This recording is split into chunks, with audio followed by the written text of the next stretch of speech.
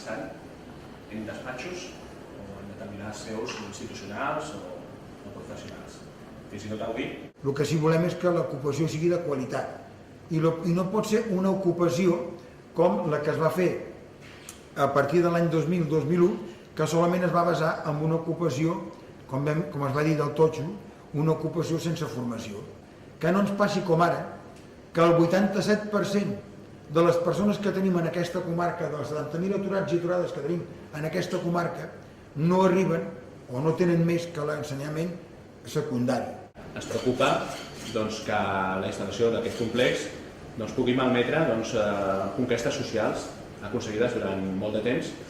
que no només tenen a veure, evidentment, amb els drets laborals i socials, sinó també amb la realitat d'un territori, amb un parc agrari del Baix Llobregat, en la realitat del compromís mediambiental i el compromís social amb la ciutadania que des de tots els agents progressistes d'aquesta comarca hem aconseguit durant molt de temps.